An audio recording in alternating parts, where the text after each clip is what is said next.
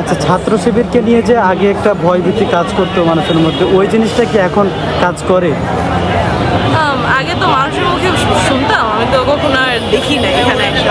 এখন এখানে এসে দেখে আমার তো তেমন লাগলো না। মানুষের তো সমালোচক থাকবে, খারাপ কথা ছড়াবে, ভালো কথাও থাকবে। তাই এখন নিজের চোখে যেটা দেখা সেটাই তো বিশ্বাস করে। আমার তো সেরকম লাগে না ভয়ভীতি কিছু। কেমন লাগলো শিবিরের প্রোগ্রামটা?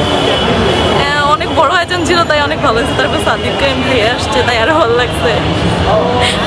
আশা করি যে আমার যারা অনুজরা আছে তারাও যদি পরবর্তীতে ঢাকা বিশ্ববিদ্যালয়ে আসে এবং এই বাংলাদেশ ইসলামী ছাত্র শিবির প্রতি বছরই ইনশাল্লাহ এমন করে একটা আয়োজন করবে এবং এই আয়োজনের মাধ্যমে যারা অনুজ আছে তাদেরকেও জানায় যাবে যে আগামী 5 বছর কীভাবে আমরা পথ চলা করবো, কীভাবে আমরা আমাদের সাফল্যের আমাদের সাকসেসের কাছে আমরা এগিয়ে যাব। ভালো, আমি গ্রাম থেকে প্রত্যন্ত এলাকা থেকে বিলং করি, তাই আমার ফ্যামিলিতে কেউ চায়নি যে মানে ওখান থেকে আমি এত দূর পর্যন্ত আসি একটা মেয়ে হয়ে। তো সেখানে আমার বাবা আর তারপরে আমার মা, মানে দুইজনেরই সমান কৃতিত্ব আছে। তারা সবসময় আমাকে মানে সব দিক দিয়ে হেল্প করছে, মানে আমার স্বপ্নটা পূরণের জন্য। এমনকি আমার আশেপাশে যেগুলো প্রতিবেশী ছিল তারাও কেউ চায়নি যে আমি মানে একটা মেয়ে হয়ে এত দূর আসি। সেক্ষেত্রে আমার বাবা মা মানে ওনাদেরই জন্যই আজকে আমার এখানে আসা। ওনারা যদি সেই সময় না চাইতো, আমি একটা মেয়ে চাইলে আমাকে বিয়ে দিতেও পারতো, কিন্তু তারা না করে তারা আমার স্বপ্নকে মানে আমার ইচ্ছাটা পূরণের জন্য তারা সংগ্রাম করছে। আমি মধ্যবিত্ত ফ্যামিলির, আমার বাবা অনেক পরিশ্রম করে, তার মানে ঘাম ঝরানো পরিশ্রমে টাকা আমার পিছিয়ে খরচ করছে, মানে অনেক কৃতিত্ব তাদের এই অবদান ছাড়া মানে তাদের মোটিভেশন ছাড়া আমি এখানে আসতে পারতাম না।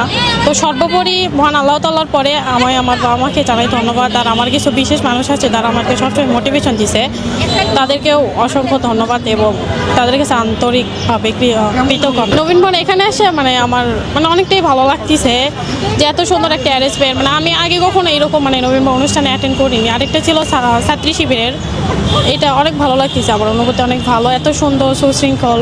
আর এই অনুষ্ঠানের সবচেয়ে বেশি যেটা ভালো লাগছে, এখানে আমাদের মানে দিক নির্দেশনা দেওয়া হয়েছে আমাদের আর্থিকভাবে, যদি মানে টিউশনি বা ক্যাম্পাসে কীভাবে চলতে হবে, ভালো বন্ধু বানানো বা আমাদের লক্ষ্যটাকে গোলটাকে ঠিক করা, এই মোটিভেশন মানে গাইডলাইনগুলো আমার খুব ভালো লাগছে।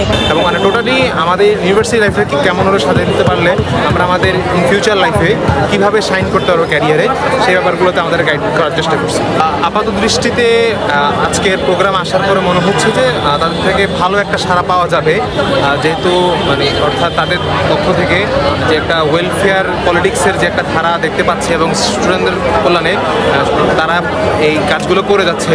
ডাকসুতেও ভালো কাজ করতেছে এবং এখানেও আমাদের যে আজকের একটা সুন্দর প্রোগ্রাম আমাদেরকে এনে এতগুলো গিফট দিয়ে তারপর আমাদের ক্যারিয়ার যে গুছাই দেওয়ার ব্যাপারটা, যে আপনি একটা প্রপার গাইডলাইন পাচ্ছেন কিনা সেই ব্যাপারটা নিশ্চিত করতে পারছে, সেজন্য আর কি।